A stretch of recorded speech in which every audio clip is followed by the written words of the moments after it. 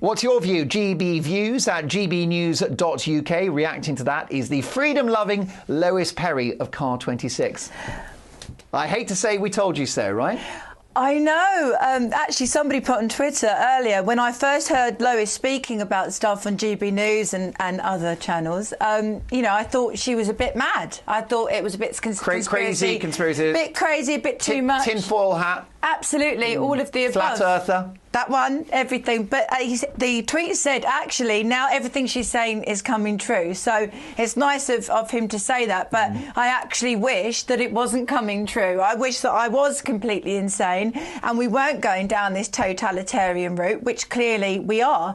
I did a tweet yesterday, which Oxford City Council responded to with this awful 1970s style animated video telling me why it was so fantastic that people would be confined to their zones. Yeah. And it's just absolute insanity. I mean, are we in a 1980s film that's set in the future about a dystopia? Were they telling us what was going to happen? Because we've got districts now. Like all of the films, whether it be Blade Runner, Total Recall, they all had districts, didn't they? And that's what we've got now. Ping, ping, ping, you've left your district. And once there's electric cars, the car will just stop.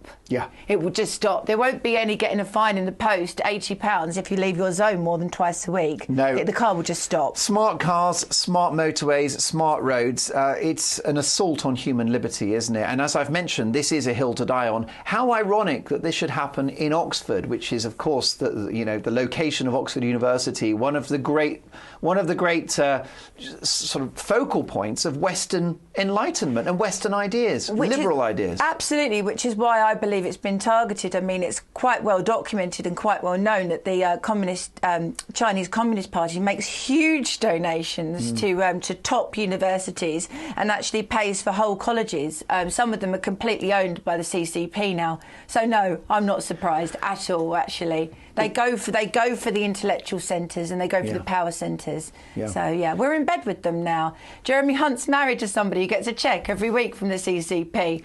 Welcome to dystopia. Here we are. A man who spoke admiringly of China's lockdown policies. Yeah, pulling people out of their homes and putting them in re-education centres. No, sorry.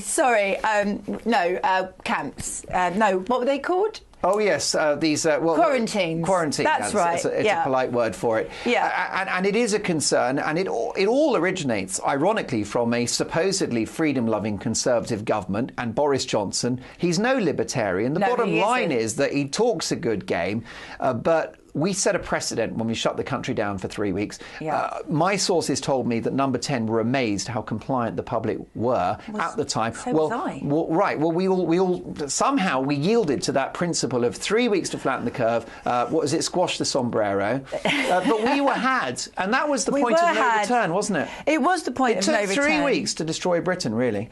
It did, because the thing is, as Brits, we are pushed and we're pushed and we're pushed and we're pushed, and it takes quite a lot for us to snap. But when we do, I think we'll do quite dramatically. But Boris Johnson, he is what people want him to be. He's a libertarian or he's not. He was pro-Brexit and anti-Brexit. He even wrote 2 leaders, didn't he, for the Telegraph? He did, yeah. He is whatever you want him to be. Yeah, he can't even decide which woman he's in love with, let's be honest. Well, quite, well, there you go. Well, maybe he's quietened down since Carrie, Well, that's not what... Yeah, okay. The bottom line is... that's not what you thought. I didn't say it.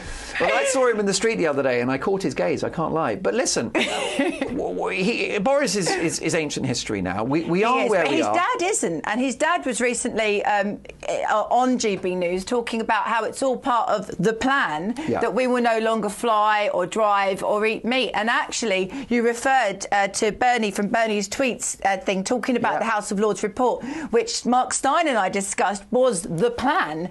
And it's very sinister. I mean, when you and I talk about the whole COVID thing, the lessons of COVID, we're thinking the bad lessons, the bad things.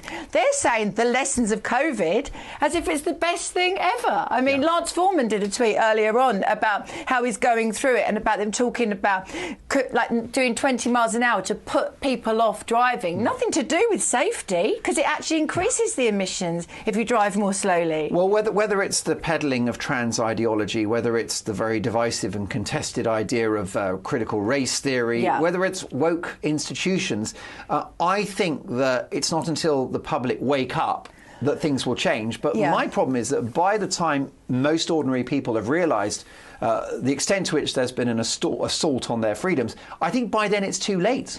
Yes and no. I mean, you've got the Tories and the Labour Party, which are both globalist, technocratic regimes now. There is almost only one government. So you have to look at maybe the smaller parties. I mean, I am apolitical, but the only political party that's talking about confronting net zero and ending the ICE vehicle ban is the Reform Party, led by Richard Tice. So, as I say, I'm not endorsing any particular party, but that is the only party at the moment that seems to have an alternative view. And this policy that's happening in Oxford, it's going to pop up in cities across the country. If the Oxford people allow this, it will go absolutely everywhere. And you'll have a ridiculous situation of living on one road that borders another road, not in your area, and you'll have to drive all the way out of the city round a ring road, if you're lucky, if they allow it, to go into the next street in your car. It's insanity. But as you say, it tested us for COVID. Now it's climate. This is what I said was going to happen. I wish I was wrong. I really do, but I'm not, unfortunately. There you go. Well, listen, Lois, a thrill to have you on the programme. We'll definitely catch up soon. Lots more to come. Is the COVID narrative beginning to tumble like a house of cards? I'll speak to top engineer and number cruncher Ivor Cummins, who is something of a YouTube sensation. Also, no-nonsense ex-cop Di Davies on whether we'll ever see an end to woke policing. You won't believe the story I've got for you shortly. But next, is Britain in long-term decline? I'll be asking legendary historian Dr. David Starkey live in the studio. Don't go anywhere.